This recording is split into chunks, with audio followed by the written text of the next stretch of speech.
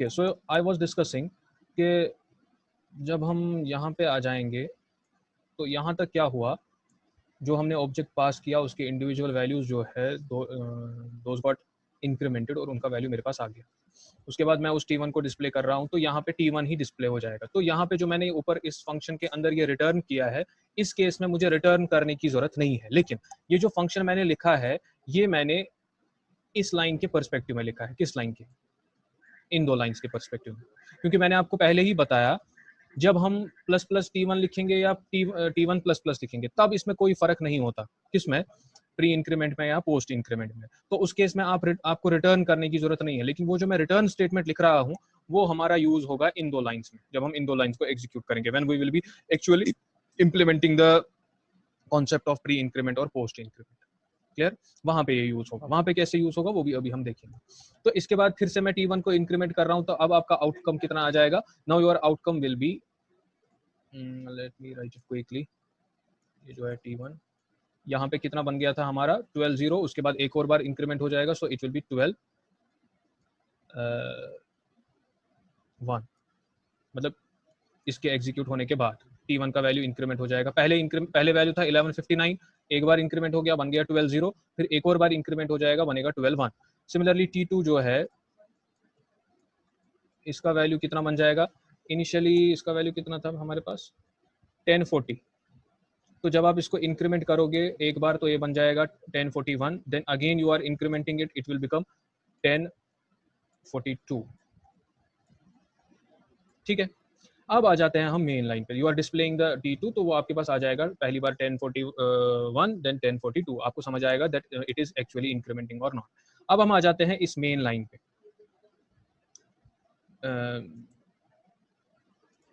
ये वाली जो लाइन है मेरे पास, दिस लाइन, इसको मैं देखता हूँ ये कैसे एग्जीक्यूट हो जाएगा।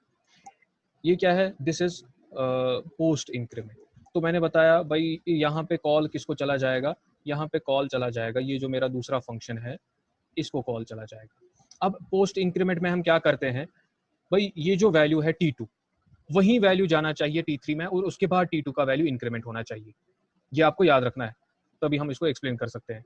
तो पहले क्या होना चाहिए भाई, T3 जो है उसमें वैल्यू जाना चाहिए T2 का, और जो उसके बाद इंक्रीमेंट होना चाहिए वैल्यू T1 का बाई 1।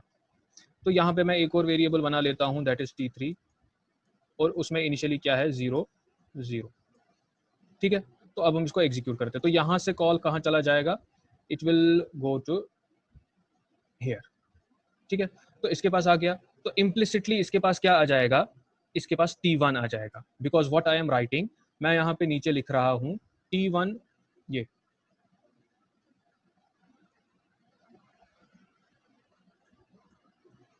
इस लाइन में मैं क्या लिख रहा हूँ? इस लाइन में मैं लिख रहा हूँ I am calling this plus plus operator using T2, sorry T2 जा रहा है तो T1 नहीं जाएगा, गिव मी 1 सेकेंड, तो T2 जाएगा, तो ये T1 नहीं जाएगा।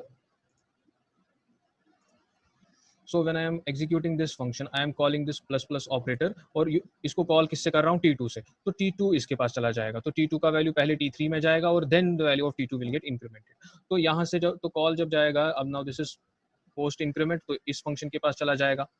तो ये क्या कर रहा है? इसकी पहली ही लाइन है, this is comment, so first line is this, I am creating a temporary object whose name is T, और इसके ओवर में पास कर रहा हूँ जो इसका इस फंक्शन के पास जो इम्प्लिसिट ऑब्जेक्ट आया है उसका ओवर, वो क्या आया है? T2। तो इसके ओवर में यहाँ पे मैं एक ऑब्जेक्ट बना रहा हूँ, इसका ओवर जो है that is initialised with this over, और ये ओवर किसको रिप्रेजेंट कर रहा है? T2 के ओवर को, तो यहाँ इसमें 10 चला जाएगा। और उसके मिनट्स में क्या जाना चाहिए? जो इम्प्लिसिट ऑब्जेक्ट है, इम्प्लिसिटली पास्ट ऑब्जेक्ट है T2, उसका मिनट दैट इज 42। ठीक है, बन गया फिलहाल ये टेम्पररी। उसके बाद मैं मिनट्स को इंक्रीमेंट कर रहा हूँ। अब ये मिनट्स किसको रिप्रेजेंट करेगा? ये इसके मिनट्स को रिप्रेजेंट कर रहा है, जिस तरह यहाँ इसके मिनट्स इसी को रिप्रेजेंट 42, इस T2 के minutes. So it will be incremented to, तो ये बन जाएगा 43, बन गया 43। उसके बाद मैं चेक कर रहा हूँ कहीं 60 से ज्यादा तो नहीं है, तो कंडीशन नहीं फॉल्स है, तो ये नहीं चलेगा। Then what I am doing, I am returning T। तो रिटर्निंग T का मतलब ये ऑब्जेक्ट जो है सारा का सारा ये रिटर्न किया जाएगा। तो यहाँ से कंट्रोल आ जाएगा वापस किसके पास? इस फंक्शन के पास। ध्यान से देखना, इस फंक्शन के पास, तो इसका मतलब जो यहाँ मैं ये रेड लाइन लिख रहा हूँ, ये इसको मान लो ये डिलीट हो जाएगा और उसकी जगह क्या आ जाएगा, उसकी जगह ये t आ जाएगा। तो t किस में चला जाएगा, t3 में। So t3 will be equal to t, उसका मतलब इसका ओवर इसमें चला जाएगा तो ये 10 बन जाएगा, इसका मिनट इसमें चला जाएगा तो ये कितना बन जाएगा, 42। ठीक है, अब आप देखो t2 में कितना है वैल्यू, 1043, लेकिन t3 में कितना वैल्यू बन गया, 1042। तो यही तो मीनिंग है पोस्ट इंक्रीमेंट का, कि पहले आप t2 का वैल्यू उठा के t3 में डाल दो। t2 का वैल्यू कितना था, 10,42, वो इस उठ के इसमें आ गया कि नहीं। उसके बाद आप t2 का वैल्यू इंक्रीमेंट करो, t2 का वैल्यू इंक्रीमेंट हो चुका है 43, जबकि यहाँ पे 42 ही आया है।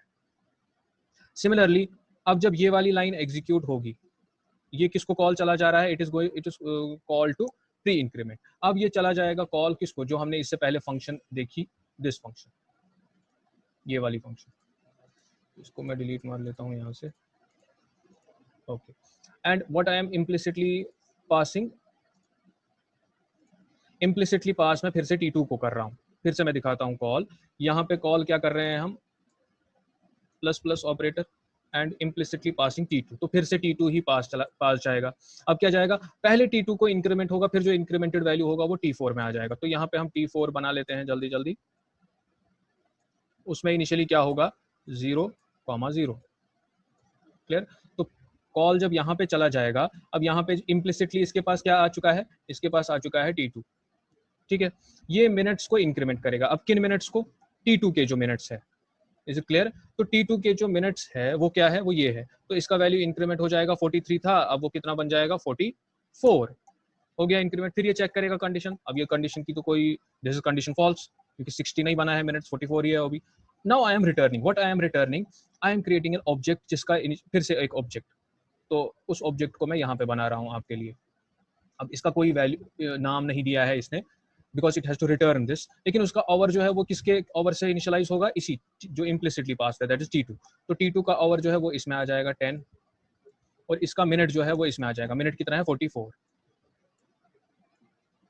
और मैं इसको पास कर रहा हूं। अब जिसको मैंने एनसर्कल यहाँ पे किया, यही वहां से उठ के कहाँ आ जाएगा, यहाँ पे, यहाँ। तो ये जो मैंने एनसर्कल किया, मान लो ये डिलीट हो गया, इसकी जगह क्या आ गया, दिस ऑब्जेक्ट, जिसको मैंने अभी टिक मार दी। उससे क्या होगा, t4 में चला जाएगा इसका ओवर, दैट इज 10, तो ये 0 हट के यहाँ पे 10 आ जाएगा, और इसका मिनट 44 जो है वो t4 के मिनट में आ जाएगा, that is 0 will be overwritten to 44।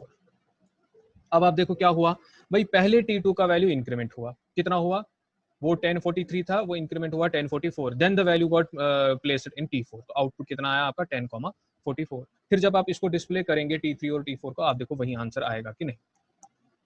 Is it clear. I know time बहुत ज़्यादा हुआ, मैं इसको जल्दी जल्दी एग्जीक्यूट करता हूँ ताकि आपको समझ आ जाए कि प्रोग्राम सही है। Sorry, let first save it, हम इसको कंपाइल कर देते हैं, इसको रन कर देते हैं। अब देखिए आउटपुट क्या है, initially I am displaying t1, तो आवर कितना आ रहा है, 12 मिनट 0, क्यों, क्योंकि मैंने इसको t1 को मैंने इंक्रीमेंट किया है। जब इंक्रीमेंट किया मैंने, तो उसकी वजह से 11 था, वो कितना बन जाएगा, 12, और 60 0 बन जाएगा, तो सही आउटपुट है। उसके बाद मैं फिर से t1 को इंक्रीमेंट कर रहा हूँ और डिस्प्ले कर रहा हूँ, तो अब कितना बन जाएगा, वो 12 1 बन रहा है, 12 1। उसके बाद मैं t2 को देख रहा हूँ, t2 को इंक्रीमेंट कर रहा हूँ, 1040 था, अब वो कितना बन गया, 1041। उसके बाद फिर से मैं उसको इंक्रीमेंट कर रहा हूँ, अब कितना बन जाएगा, वो 1042। सही है। तो इसका मतलब इन 4 लाइन से समझ आता है भाई, अगर आप प्लस प्लस t1 लिखेंगे या t1 प्लस प्लस लिखेंगे, उससे कोई फर्क नहीं पड़ेगा, because both are same if you are only writing plus plus और प्लस प्लस t1 और t1 plus plus in a line और इन एन इंस्ट्रक्शन। ठीक है, लेकिन उसके बाद अब जब मैं इसको लिख रहा हूँ, अब आपका यहाँ पे आंसर कितना आना चाहिए भाई, t2 का वैल्यू जो है उसको वो पहले आना चाहिए t3 में। देखिए t2 का वैल्यू कितना बना है, 1042, आप देखो t3 में भी 1042 ही आ गया है। ठीक है, उसके बाद t2 का वैल्यू इंक्रीमेंट हो गया, वो कितना बन जाएगा, 1041। Then we are executing this line, जिसके ऊपर मेरा कर्सर है, इसको मैं क्या कर रहा हूँ, I am first incrementing the value of t2। अब सॉरी, t2 का वैल्यू कितना बन चुका है, 1043, क्योंकि इंक्रीमेंट हो गया एक बार। अब उसको पहले इंक्रीमेंट हो जाएगा, वो बन जाएगा 1044, बन गया 1044 t2। उसके बाद उसको प्लेस किया जाएगा t4 में, तो t4 का आउटपुट कितना आना चाहिए, 1044, and that is the output. Is it clear?